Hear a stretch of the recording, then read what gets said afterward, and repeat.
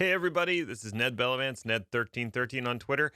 No new live stream for today. It is Memorial Day after all, so enjoy your holiday and enjoy this video that I made for Actual Tech Media that talks about different work from home tips that I follow, and maybe you'll find them useful as well. I'll be back tomorrow on Tuesday for a new daily check-in. Until then, stay healthy and stay safe, everybody. Thanks. Hey, what's up, everybody? This is Ned Bellavance, Ned1313 on Twitter, and I'm coming to you with some of my pro tips about working from home.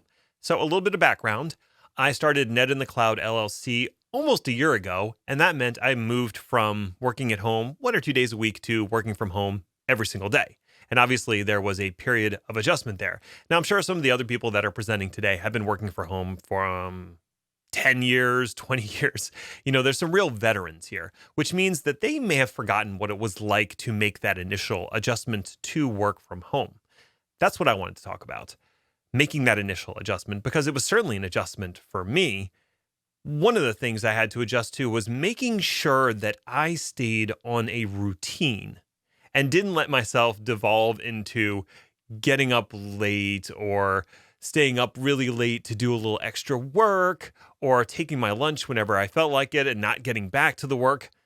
Having a routine where I got up at the same time every day, I went through my morning preparation, and then I sat down and did my work for a certain amount of time, made sure I take a break, for lunch or for a snack or a cup of coffee, the same things I would do if I were working in an office, and then stopping work when the day was done and leaving it behind. So that is one big tip, is have a routine. And that dovetails nicely into the second thing, which is if you can do it, and this is difficult sometimes depending on your living environment, have a dedicated space for doing your work.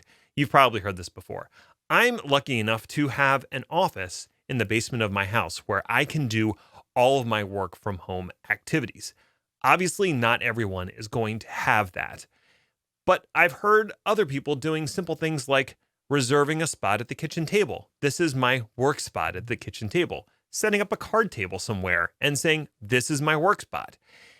Once you set up a spot that is dedicated to work, it helps you shift mentally into work mode. And then when you leave that space, shift away mentally from work mode back into regular mode.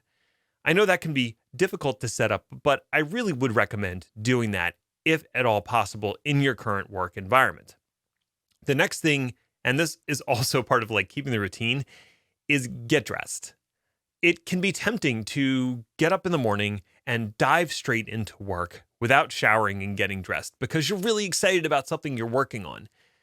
I can say with experience that the process of showering and getting dressed is also part of that mental shift into work mode. And it also lets those thoughts in the back of your head that are percolating actually come through. If you're sitting down and you're banging away at your keyboard, you don't have the time to let your thoughts percolate in the background and resolve some issues that you might be having about a current project at work.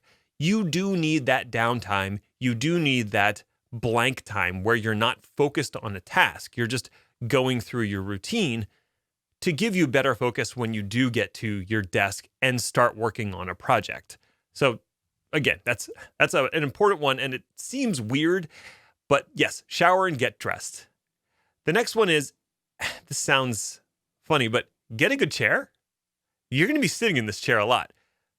Offices spend a lot of money to get people good chairs. And I'm not talking about like $100 or $200. Some of the office chairs are $500, $600, $700, which seems extreme. But when you think about all the time that you spend in that chair as opposed to other places, it's not completely unreasonable. The chair that I'm sitting in right now was about $300. I might have sprung for a little bit higher if I knew how much I was going to be sitting in this thing, and maybe I will at some point. But definitely have a good chair and have a good setup for communicating with others.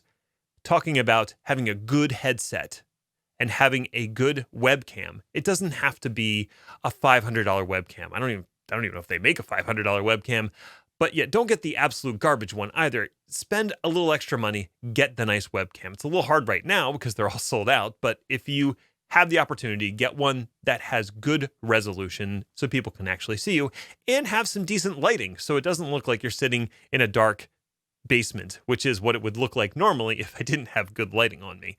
Also, having a good audio setup just makes you more pleasant to listen to, and especially, during all these meetings and Zoom calls that we're going to be on, being, pleasant to listen to is probably kind of nice.